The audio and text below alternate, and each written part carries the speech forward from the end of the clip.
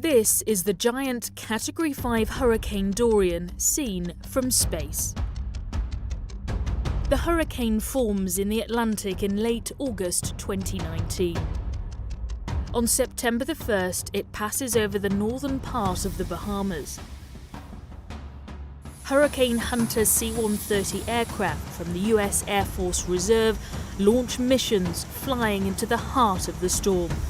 The eye of Dorian is approximately 15 miles across.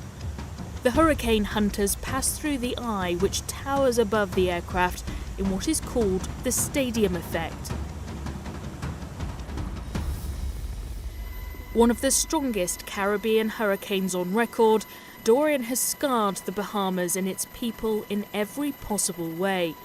This is the story of how local, British and the world's military responded. At the forefront of the relief effort is RFA Mounts Bay. Its crew hasn't stopped.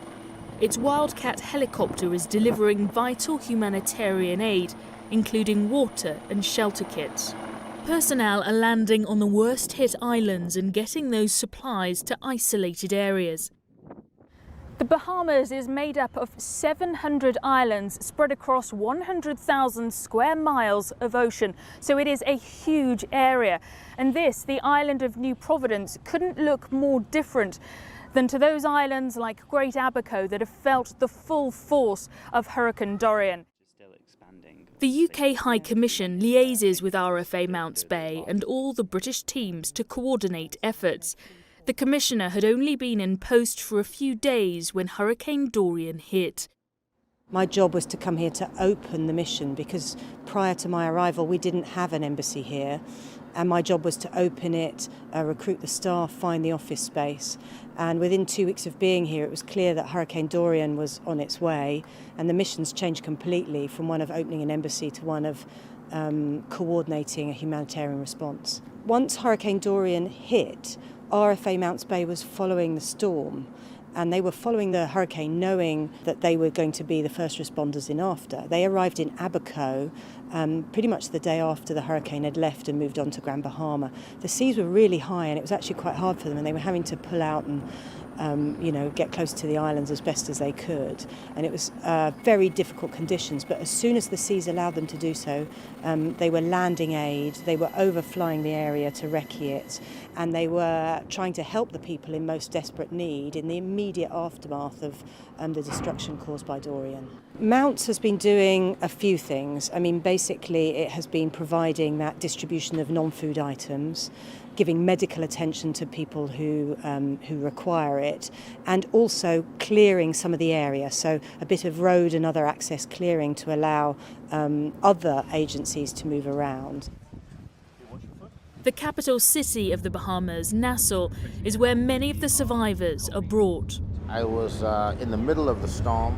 I was locked down in my apartment and felt sure that I was safe with my hurricane impact windows. However, the surge busted the windows and the water came in a hurry.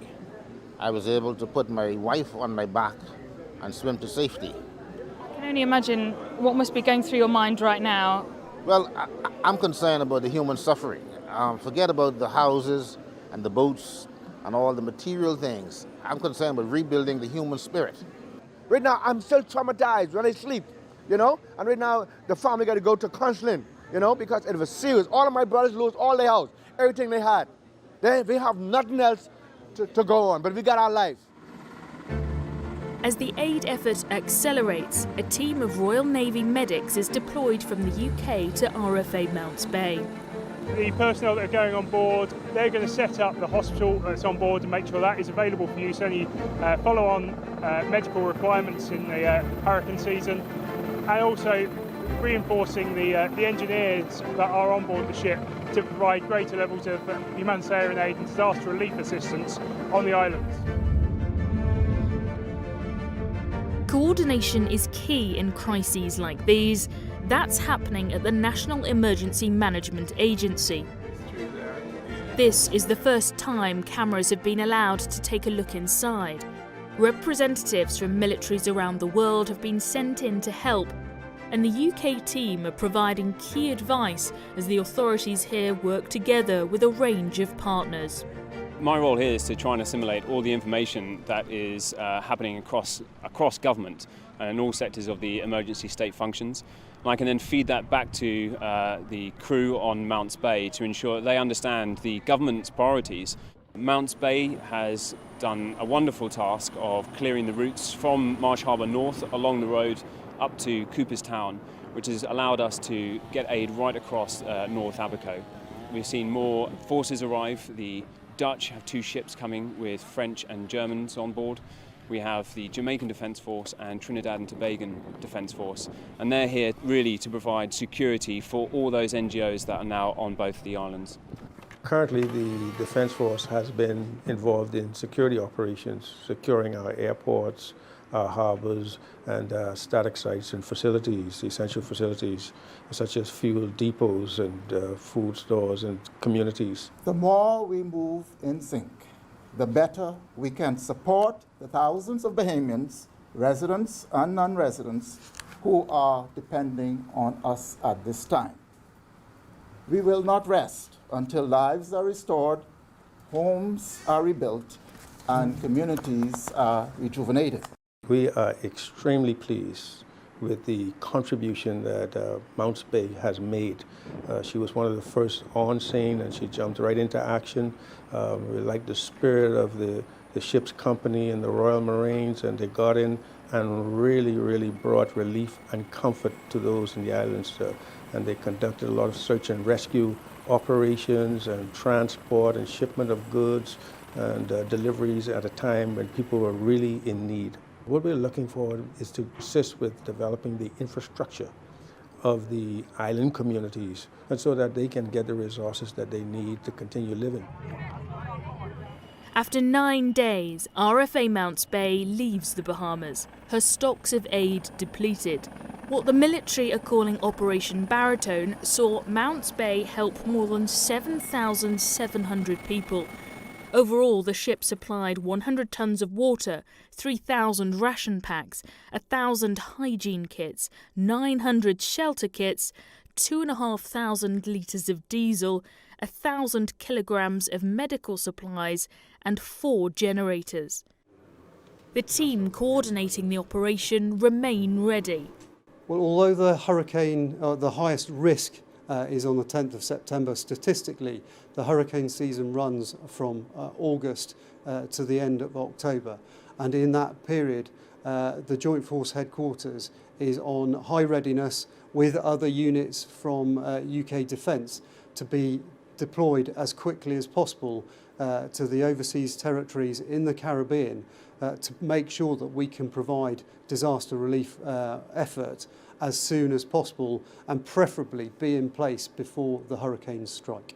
It's calming down. People are making sure that they know what are the most important pieces to reach, the people to reach, and how that they are going to turn this from a current crisis into a much longer term recovery. Mounts Bay might be gone, but from this centre, militaries from across the world, including the UK, coordinate their ongoing response.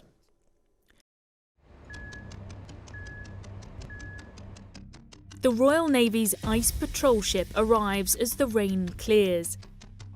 She's able to begin delivering 38 tonnes of aid gathered by the people of Bermuda, a community that knows all too well the deep scars a hurricane leaves. Since 2014, they've had 4 direct hits. We were in Bermuda when the Bermudan government asked us about any ability for us to help them. They wanted to, obviously as an island nation, to make donations from their island to the Bahamas after Hurricane Dorian, and they were struggling to get a vessel to take it down there. We were transiting from the UK, deploying down to Antarctica, and our next port of call was in America, and we were heading this way in any case. We had nothing in our holds, and it seemed like the best thing to do to put the 2 capabilities together, and for the Royal Navy to enable the Bermudans to help the Bahamas.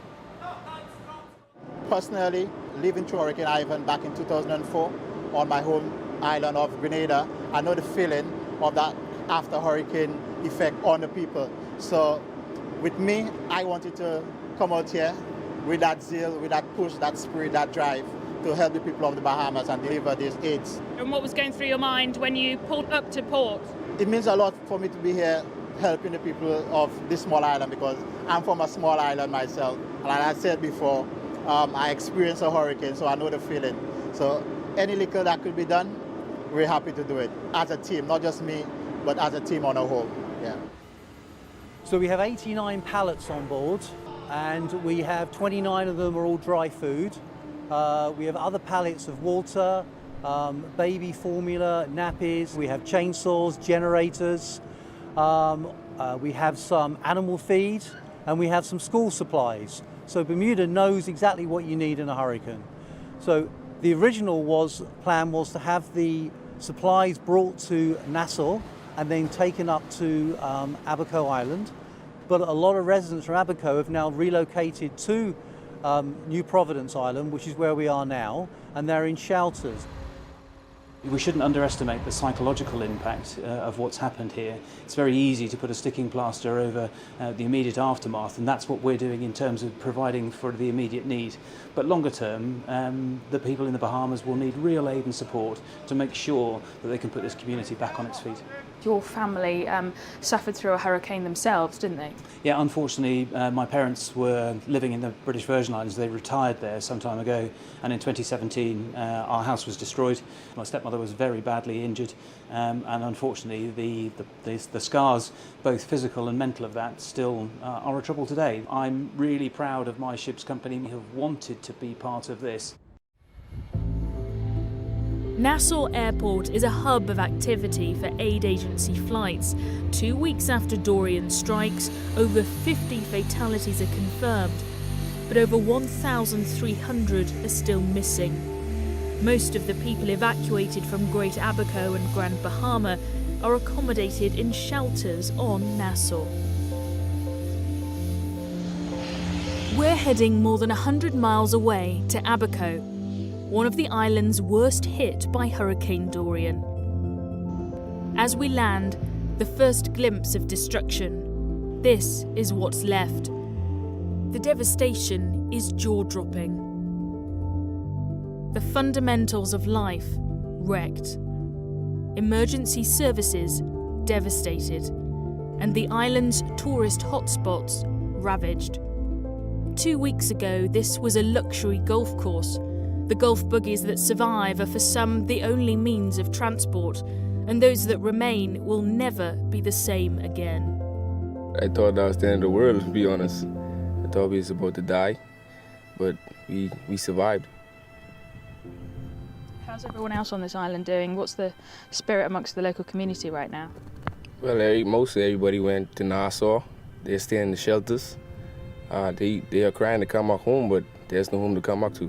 What are you going to do now? We're going to try to build back. Nothing else to do but get the place cleaned up and build back pretty soon as possible. How are you doing personally? Well, living to friend houses, trying to find a meal. We're on our way just now to go get some water, to wash a little bit of clothes and bathe and whatnot. At Treasure Key, Team Rubicon, a UK outfit mainly made up of ex-military personnel, they're helping with the relief effort.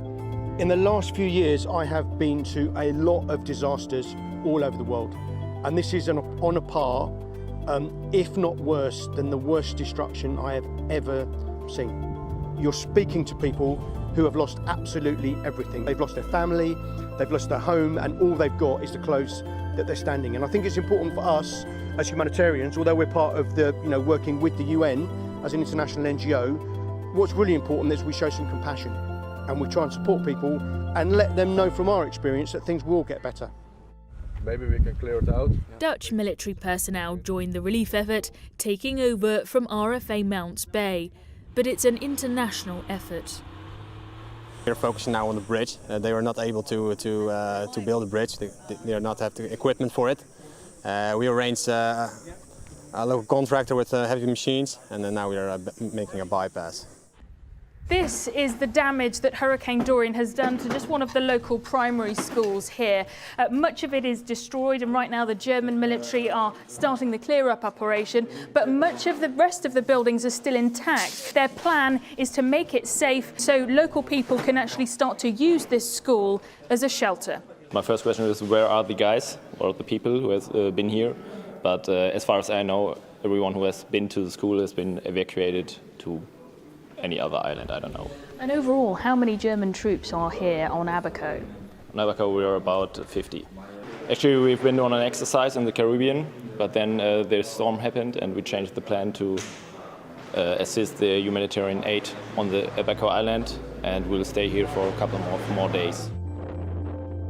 In the aftermath of their nation's darkest of chapters, the motto of the Bahamas is what they're now trying to achieve: forward, upward, onward, together.